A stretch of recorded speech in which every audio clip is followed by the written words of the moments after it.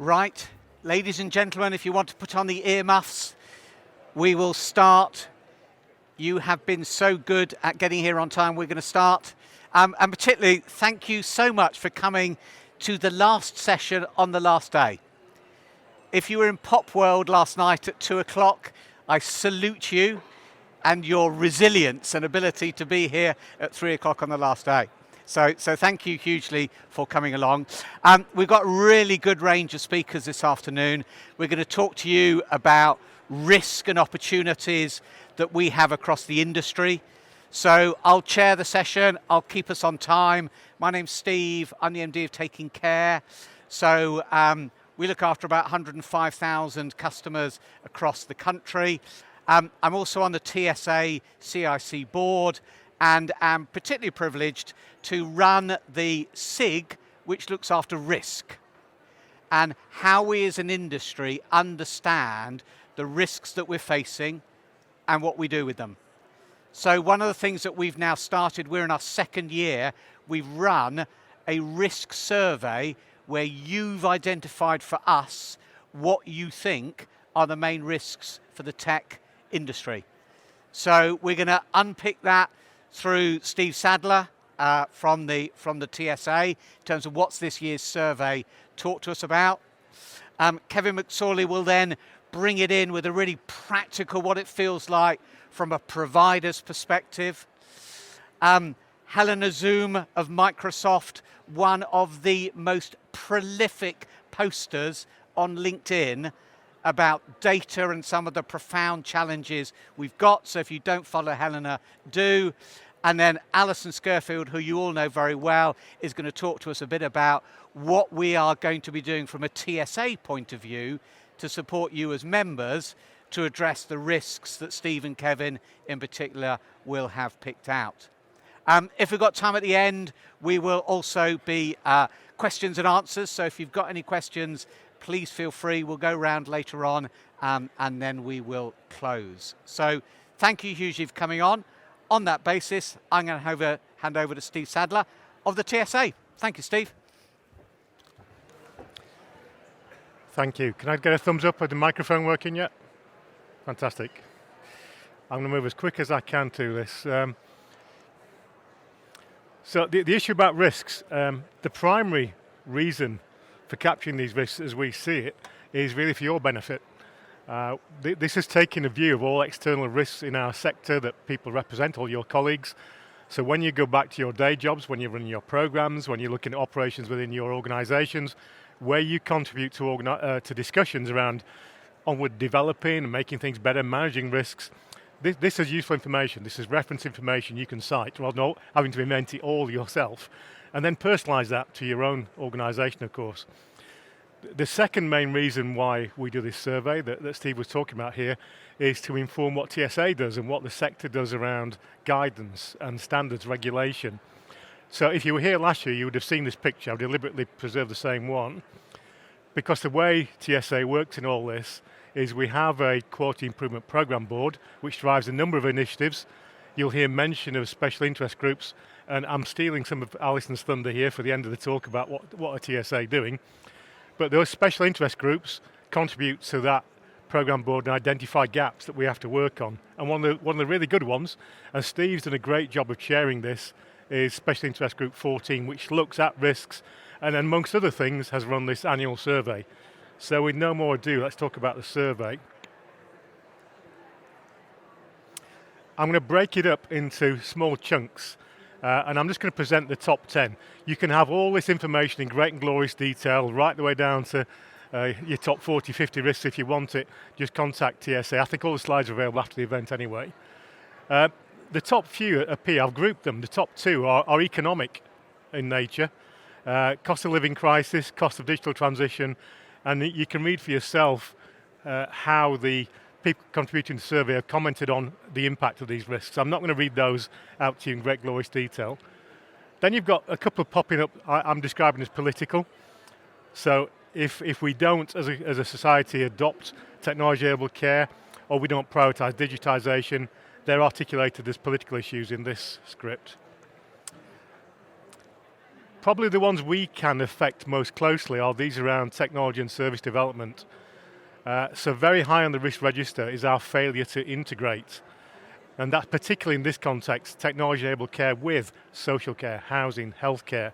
We need to integrate to make it a more coordinated response for the end user. That's what we all voted for, number 5 on the list. But then you get very quickly into the idea that we may fail to deliver those new services. You'll have all heard these discussions around new proactive, personalised, preventative services. If we fail to deliver, we're going to lose our client base, the people who want us to give the support. And then down the bottom there, you see the emergence of these topics around interoperability. And there are two, I should quickly explain, there are two here. This data sharing and interoperability is about technology-enabled care with those other disciplines. If you're going to integrate with health, social care, and other components, you have to provide the data that makes those links work. You have to interoperate. But right at the bottom of the list there, and this was on last year's list as well, was interoperability within the tech sector. Devices, working with hubs, working with ARCs, interoperably without obstacles, very high on the list. So that I tried to build a list, the last two are all about capacity. A big one this year is all about just supply, an electronic supply issue. And then of course there's things like extended ambulance waiting times. This wasn't on the list, as you'll see in a moment, but a massive issue for us this year. So there's the top 10 of the short-term risks. And just to highlight, we can compare to last year's, and I'm only putting that up there so I can bring out the two that have changed. Pretty well everything appeared on last year's survey in slightly different orders apart from those two. And I guess no one is surprised by that. Cost of living crisis. Can you still employ people to deliver care services, even in monitoring centres, for example? But also this impact of ambulance waiting times, given that a lot of what we do within tech sector escalates to 999 calls to get responses many times, that can be fraught with problems for us. So that's your top 10. I'm not going to dwell any more on those. Please study those in detail offline. You can get all the information you need. Very quickly, I'll mention the medium to long term. Remember, the way we segmented this was to look at what's going to impact us in the next 1 to 2 years. This one looks a little bit further ahead. And the list is slightly different, so the flavour of it is a little bit different. So you'll see at the top of the list are things around failure to adopt technology care, failure to integrate. Those more strategic components of risk go to the top of the list. What you might be interested in is, because a lot of those also appear in the short-term list, what's the difference? So the ones in white are the differences between short-term risk and long-term. They appear. So you start to see the emergence of a concern around regulatory weakness. So are we bringing in technologies and capability but not providing assured quality of service? You also see the notion that our peers and masters may shift their emphasis, that the political priorities may change and might undermine our plans to move towards, for example, more proactive care. And last but not least, and this is the big one, and anyone who sat through the last session will recognise this, a lack of integration of consumer technology. So as we push for co-production and enable people to make choice about the way they want to lead their own lives, they want to choose their own technologies, familiar technologies, not strange and weird and wonderful special technologies. So this one is starting to move that list. It was on there last year, 20 something on the list. It's now up at 9, and I guarantee next year it'll be higher still. Very quickly, a couple of facts about the survey. You might want to know something about the validation of this, so you know who's contributing. More than 2/3 of the people who responded had a significant role in risk management within their organisation, either leading or contributing in some significant way, which is what those stats say. And just so you know where the responses come from, I think we get something like a 30% response rate to this, which is very good for a survey. So if you worked out the numbers, you could probably work out how many invitations went out in the first place. But you see the mix there. Tech service providers, technology providers, and so on. I guess the low social care and commissioner content reflects the nature of this conference as much as anything. That's probably the area we need to improve on. And very quickly, and this is where I am stealing Alison's thunder for the end piece, sorry Alison in advance, but we TSA got respond to this. Now in many cases we've got special interest groups and work programs running already, and I guess Alison will touch on some of that. There are 2 areas we feel we're not doing enough. So this issue of service integration technology-enabled care with social care, with healthcare, with housing? Can we make that a nimbler, more coordinated experience? The proposal is to launch a special interest group, number 17, to tackle that problem. And initially, it's trying to find good exemplars, good case studies of where this really works and has good outcomes for people. So if you want to join that, you'll see details at the end. Please get your name down and get involved. I guess this one's got more of a service flavour to it.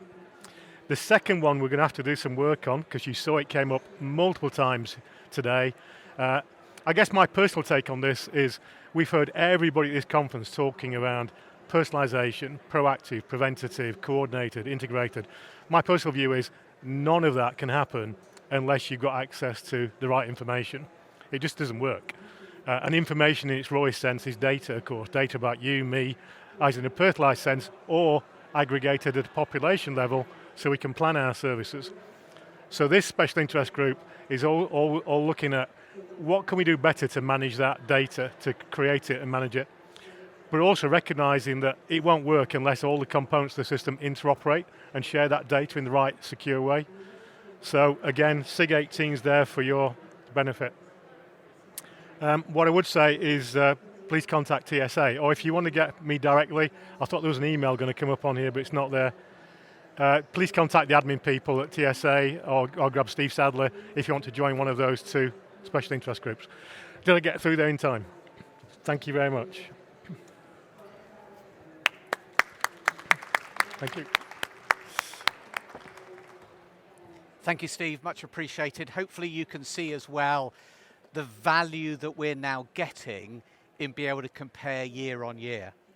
And not just in terms of those short-term risks, but those medium-term risks that Steve talked about as well.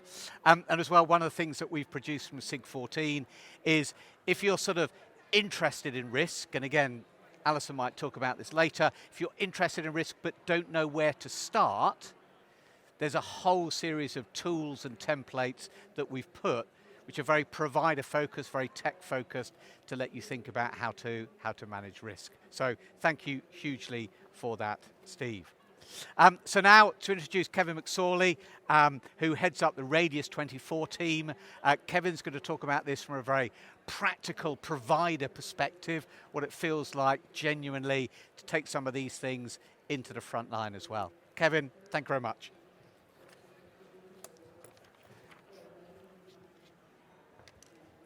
No. The slides come up. Good afternoon. I'm hoping for some slides, and this is the risk you take, Steve, from following Steve Sadler, but it's an opportunity to share my mistakes with the audience.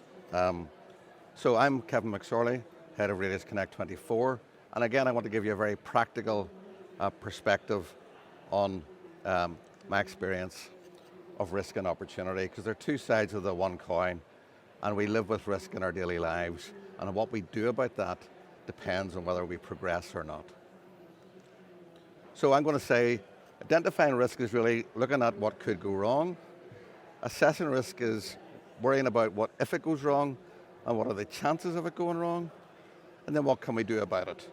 And I'm going to close with a reminder about Einstein, Plato, and hunger. So what could go wrong? Well, there's a whole heap of things. Steve had a long list.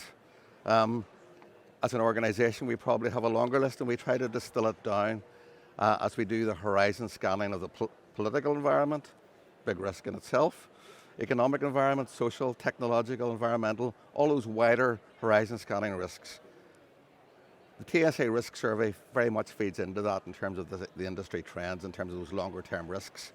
But some of the risks in the short term really have become issues which service providers have been grappling with and putting mitigations in place in as planned a basis as possible if we've anticipated them correctly. So we heard some discrepancy over the 2 days about whether equipment supply or equipment supplier failure was real or not. The root cause for the industry would be global component shortages and the analog to digital context, and the capacity of our solution providers to respond to the short time frame we have left.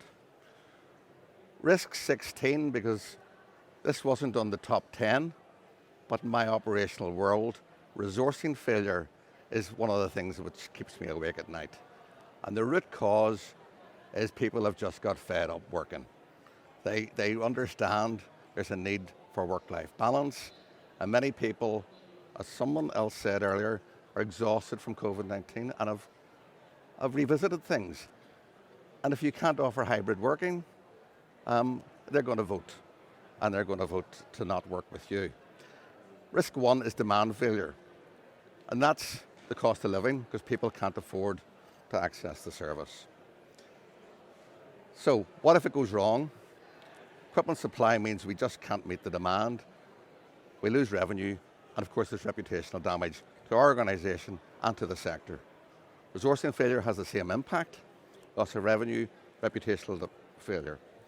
And demand failure means we lose revenue and we have unmet need. And my goodness, we've heard how much unmet need there is out there today. And again, that's a sector-wide implication. So what's the chances of these things happening? Well, as I said before, in my world, these risks are already happening. We try to keep our ear on the ground through local and regional networks and through our membership of TSA. And how long will it last? As everybody knows, yesterday's business continuity plan, pre-COVID-19, became today's mainstream business model and saw acceleration of change. So what can we do? We leave the strategic risks, we get informed by TSA to flag those to us. There's collective wisdom and learning from that, and collective action. And it's really around that lobbying and influencing role, and then providing information to the sector in terms of what's going on out there. Operational risks are my organisation-specific actions, and that's really determined by what we call risk appetite and local circumstance. So how have we mitigated these things? Well, we try to work with suppliers in terms of forecasted product availability and our forecasted demand and try to meet those needs. We're fortunate that we can actually build our service stock levels. So instead of ordering something and having it there in 2 weeks, we know it's going to take 2 months maybe. I'm trying to be kind today. This is the last session.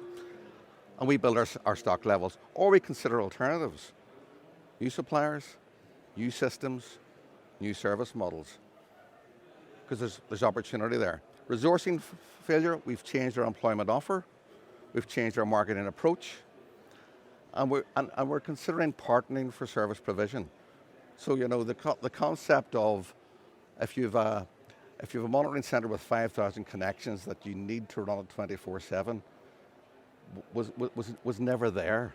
If you can run it 9 to 5 really well and meet the QSF standards, and you partner with like-minded organisations through the power of the digital platforms, then you've got an opportunity to be relevant within your area. So, demand failure, cost of living crisis, we always have to prove the business case for tech-enabled care. So we've got to ensure the value proposition, we've got to market the benefits, we've got to ensure that we don't have a high barrier to access for services, and we've got to explore collective purchasing power to try to get more, or else we maybe should just pack up and go home. So my final thoughts are, remember Einstein, because if we keep doing the same things and expecting different outcomes, we'll go mad. Remember Plato, who said, necessity is the mother of invention, or that's what he really said. And understand your own organization's risk appetite. Are you adverse to risk? Are you open to risk?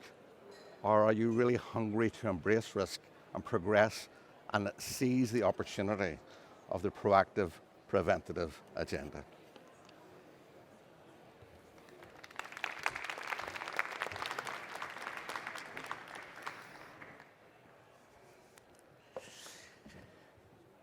Thank you, Kevin, hugely for that. And what a profound way to end that, I think, on the basis that I think you get a sense over the last couple of days that with this new digital world that we're emerging, is going to be running at a far faster pace than perhaps our old analog tried and tested world. And therefore absolutely crucial that we think about that in terms of our individual organizational risk appetite as to how quickly you're going to be pushing and embracing that and how you're going to be using data as well. So Kevin, thank you very much. Now, deep honor to introduce Helena, who with her deep knowledge in terms of data and how we bring this all together as well, is going to try and take some of the big risks that we've got and link it into this new digital world that we're all going to be challenged by. Helena. Thanks very much, Stephen. You're right. It is a good idea to take the earmuffs off because it's a deeply unpleasant experience to hear yourself. So one moment. So yeah, thanks very much for the opportunity to talk to you all today. I'm not going to be the person on mute, but I hope I'm not on mute for you, since we're thankfully in the physical world. That is not a risk that we have to live with today. On reviewing some of the different risks that were identified by the TSA's most recent survey, it struck me that there are quite a number of them that can be addressed actually if we better marshal the data resources that we know the industry is already sitting on. And Steve, I can see your report that you mentioned to us all yesterday, where Taking Care has examined all of the historic data to understand a little bit better what the future might hold. And it strikes me that if we don't marshal our data resources, both those from the past and the new ones that are going to be coming at us with great speed, as Steve has just been mentioning, as we enter the digital world, then some of the risks that have been identified might just come to fruition, which is obviously something we want to avoid. So what are some of the risks that I feel data can support? So the first one is really around, of course, the failure to integrate, the failure to data share, and interoperability. So I think we all need to face the reality, irrespective of which area of the system we sit in, that if we are procuring solutions where data is locked down, if we are not as a local authority or as a provider of health services, not thinking deeply about how we bring ecosystems of data together to support the interdependence that was mentioned by Rich on the first day in a slightly different context, then we will certainly struggle to deliver against the very many Ps that we're very fond of across the sector, whether that's prevention, personalisation, or perhaps the one that should be uppermost for us at this time of great distress in the industry, prioritisation. So I put it to you that if you want to be able to manage that particular risk, you need a data strategy, irrespective of which part of the sector you sit in. And if you're a current provider to the sector, you could do worse than look at all of the enormous amounts of data you've already collected, because those are sure to highlight some opportunities for you in terms of how you can better support your customers. The next one was around the cost of living crisis, and I don't want to dwell on this one too much, but I think it's worth mentioning that a number of local authorities in particular have been able to repurpose some of the ecosystems of data, so where they pulled data together from lots of different places to create a single view capability, to support them to better deliver targeted support services to people who they knew were experiencing or likely to experience extreme financial hardship. And I think this is just a little bit of a window on the world of the potential of how we can use these ecosystems of data also to support population approaches, something that, in time I'm sure health colleagues will want to collaborate with us on. So a slightly different viewpoint perhaps on that risk mentioned previously. And the third one, I think in many ways the most important one, was the one talking about adoption. Now obviously we need to understand our customers as well as we can. We need to understand what their requirements are. We can in part understand the patterns of their use of our technology by looking at the data we already have. But it struck me that a risk perhaps hiding under this adoption one, but I think perhaps one not addressed and raised by members which surprised me, was the risk of not listening or really understanding and recording what our customers want and making sure that we've delivered it. So delivering on those tech-enabled lives that have been mentioned during the course of the afternoon. And it did strike me, I don't know if anybody was able to view the previous session with the Tribe team, talking about how they're very painstakingly going through a process of making sure they really, really understand their customer. And I think that's really what co-production needs to be all about. I think they're a fab example of how to do that in a very purposeful way. So if we want to manage that risk, again, we need to spend the time to understand specifically what the needs of our user base are. And I also think that if we're actually going to be able to deliver services that are really tailored and to allow people to live the interdependent lives that Rich mentioned, then we need to understand the specific data or the specific expression of individual needs that happens when they're able to share their data and what it is that they want to get out of their services with us. I hope many of you will have had the opportunity to take a look at the Tech Action Alliance paper. If you haven't, I highly recommend it. No one's paying me to say that, but I do. One of the points that's raised in that paper, which I think is really, really important, is the business of kind of co-production and making sure that you have really adoptable technology can feel really, really far divorced from the stuff that we talk about on the other hand, about having an efficient system that can prioritize and be preventative, etc. But I put it to you that in addition to helping you manage some of the risks that have been articulated in the survey, data is also the key that can really start to link those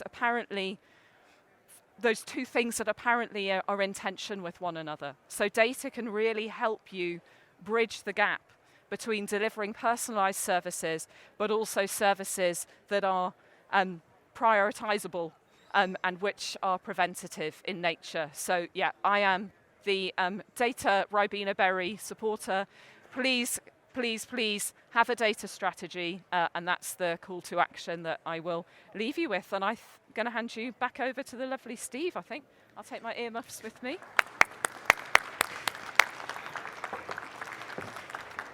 Thank you, Helena, much appreciated. So I think one benefit of attending here is you've now got that third P to take back to your organisations and talk in terms of priority. So a bonus gift from Helena. So thank you. So finishing off now, and then we'll go questions. I hope there'll be some questions that you've managed to identify from the whole range of views that we've had so far. But Steve Sadler started off by talking about the reason that the TSA invests in special interest groups generally, and in this interest group in particularly, is to be able to answer the question, how does the TSA support us best as members and as an industry in terms of responding to those risks, and as Kevin said, making sure we don't get crushed under the wheels of those risks, but we can do something about it ahead of time. So I'm delighted to welcome up Alison, who you will know very well, has been up here a number of occasions, but on this occasion, talking risk. Thank you, Alison. Thank you, Steve. And it's been a real delight to do the risks and the opportunities. We've talked about the risks and opportunity for years, but never went out there and actually defined what they are. So last year, as Steve said, one of the things that we realized, we measure risk through the survey, but we also identify risk through engagement. We identify risk through our quality framework. So we're agile in how we gather the risks and what's happening out in the sector. So we firstly built the framework of tools. And what we've done with those tools is we're starting to bed them in TSA. Everybody talks about risks and how you manage risks, but the practicalities of delivering that in your organization sometimes isn't the reality. So we're testing those tools to make sure they're workable and they're usable. So please access them from our website, and you'll certainly get them through your quality journey. You've heard a lot about the pressures at that ambulance front door. That is one of the key critical risks we've all got at health, housing, social care. You've heard from our colleagues on the stage yesterday of the work that we're doing with ambulance services. Now that was a SIG programme. That's closed because the decision support tool is being delivered. But now we need to start building universal responses. So the universal response SIG programme is starting off. But we've just had a session and conference today with our colleagues in NHS England, and they're going to do an 8-month programme pre-winter to make sure we've got an operating model to spread. The special interest group on ambulance services will achieve that. Co-production has been a theme through the entire conference. We co-produced our business plan. So we co-produced the business plan with service users, yourselves. That co-production toolkit needs to be taken out there and embedded. And we go back to the activity and the Action Alliance. There's lots of things that we're going to do as an industry, but the Action Alliances are going to support us. Co-production is one of them. Evaluation frameworks, going to support to do that through our special interest groups. So you start to see the activity that we take the risks, then we turn them into opportunities. But then we need to bring them to you, our members and our stakeholders. Proactive and preventative care. You've seen that launched yesterday, live on this stage, a product of our special interest group. It's a product. It shows you how to commission services. The next phase of that new program in the SIGs is how do you do it? Where's your commissioning framework? Where's your specifications? And we're going to support the sector with the SIG programs to deliver those tools for you. So you can start to see how agile TSA is a sector, but we've got to give you how you mitigate them. So please, once you've had a look at some of the risk mitigations after today, and you look at some of the evidence and some of the programs that we're delivering, come back. Risk is not just once a year.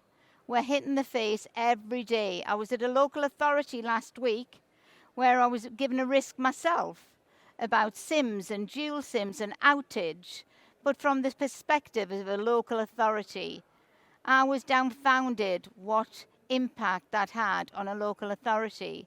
So I've immediately brought it back, put it on Steve's lap and said, we need to look at that now and we need to dig into it. So that won't wait till the survey at the end of the year.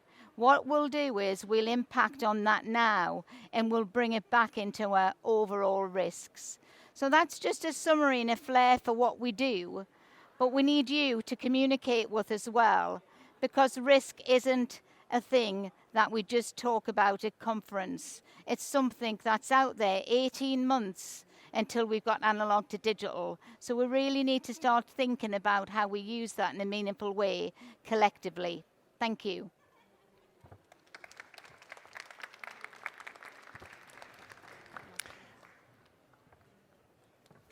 Thank you hugely, Alison. And I think you can get a sense of the TSA managing both that upwards lobbying of some of our key stakeholders, but also being really keen to make sure as individual members that we've got the right support aligned to what you have told us are the key risks. So thank you, panel. Huge number of really, really important, really significant issues to have a look at. So I shall just find out now whether or not this has prompted any questions amongst you in the audience, and I'm hoping our roving mic will pick you up if you've got a question and you wave your hand. Because if not, as chair, you know I've got a whole really long list of questions, really tough questions. So any question? Let me ask one then, because I think it goes across everything that you've heard. From your individual point of view, how well do you think we as a tech industry actually manage our risk? Is it something you think, as you look out, we're really competent on? Or to Kevin's point, are we at our very early stages of our journey? How well do you think we manage risk as an industry? Steve, you start. Okay. I think it's a tough ask, really, because if you stood back from it just at the moment, you'd probably say not very well, simply because we've got so many unknowns. But it would be really unfair on the sector to label us in that way. I guess what I'm saying is we've got some massive changes we're trying to engage with here, not least is that whole story around what really matters to the person in the middle of these services. That everyone was talking about, this search for the gloriously ordinary life. These are wonderful new ideas that it's only the last 2 years at these conferences I've heard this mentioned. Yeah. At the same time, we've got the big digital transition, and at the same time, we've got the emergence of these wonderful new proactive services. So it'd be easy to stand back and say, we're in a little bit of a state, but I think the reality is at least we're recognising those risks. We're putting actions in place, we're putting special interest groups, we're creating the guidance, the standards. So actually, probably on balance, we're doing pretty well, given the state of change. Brilliant. Kevin? Yeah, I tend to agree. I think when you talk about risks and opportunities and that sort of formal framework, it sometimes seems a bit out of reach. But actually in our everyday lives, we're dealing with risks on a daily basis, problems, issues arising. We're looking ahead at what might happen. And I think as an industry, we've really got now a robust process where we're identifying the risks, and that's pulling in lots of strands, and we're focusing on what practical mitigation actions we can take. I guess the one step we could do further is because the environment's so complex and increasingly complex, is just accelerate and push the guidance to members in a more dynamic way as to how we're mitigating and the progress we're making. Because as Alison said, it's not an annual thing. We are constantly evolving, and if you engage with TSA and you follow the guidance and all the information which is out there, you'll see that journey and you'll support us. And the more members who contribute, if we can get the 30% survey up, then we'll do better at managing risk. Helena, clearly you're an integral part of us as an industry, but I suspect Microsoft are a very risk mature organisation. When you look in, looking at us, how are we doing? Well, I think it's really interesting to observe. I think on the one hand, my perception is that it's an industry that manages risk in terms of risk to the end user community very, very well. But I sometimes wonder whether it might be a little on the risk averse side and not innovating swiftly enough. And I think, if we look at the sort of macro environment here, there are some, whether you would call them a risk or an opportunity, as I think Kevin was mentioning, is sometimes a fine balance. But actually, if we don't stand up and say why our particular part of the industry is so important vis-a-vis, the rise of virtual wards, etc., then there is a risk that we will be subsumed. Yeah. And so I do think there is a need to innovate and iterate purposefully, but more swiftly than we perhaps do today. So I'd say a bit too good would be my sort of perception. Yeah, fair challenge. Alison? I think from myself, and certainly when I'll go out and look at our commissioners out there, so not from a TSA perspective or a sector, I think like we've explained here, we're measuring risk really well. But how many of our commissioners out there actually realise the reality of 2025? And I think if we can do anything, that's where we need to manage risk and share and communicate much better. And that's the whole purpose of writing the specification for our commissioners, but more importantly, their commissioner guidance. So they're not seeing it as something that's not going to happen. It is. So I think internally, we know the risks. It's about how we share those risks to make sure our commissioners of health and care and housing are on the same page. Brilliant. Thank you. Thank you, panel. A lot to think about from a number of perspectives. So thank you hugely. Thank you everyone for coming, for joining. Got one final bit, but certainly I would echo what both Alison and Steve have said, that the TSA use those special interest groups to genuinely drive change. So if you want to be involved in genuinely driving change within our industry, I would say absolutely put your hands up with one of those special interest groups. So that ends our session on risk and opportunity. Thank you hugely. I'm going to hand over to Alison, who will now close our conference in its entirety. Thank you all very much. I would just like to take the opportunity. It's been absolutely fantastic from starting yesterday, the pre-conference dinner on Sunday evening. But I think what really works is the innovation stage. Like I said on plenary, that's where you hear the policy and the drivers and the dreaming. But the innovation stage is about bringing the reality, rolling our sleeves up and seeing what's actually happening there. And this wouldn't be possible without our sponsor, Bayar. So thank you to Bayar for yet again bringing us the opportunity to be able to create this environment. And what the main purpose of the innovation stage is so we can collaborate and we can use the partnerships. That's exactly the essence of Bayar. That's one of their big messages of how they've come into the sector, and they're showing how you co-produce and you work in collaboration and partnerships. So thank you to everybody. We can't do the work we do in TSA unless we partner with our stakeholders, you, our members. So keep in touch. It's not the end until next year. We have lots of engagement across the UK. So keep in touch on our websites with our teams, with our solution providers, but more importantly, the events that we hold up and down the country to keep you informed and keep you mitigating your risks. Good luck, safe journey home, and thank you so much for joining us at ITEC 2023.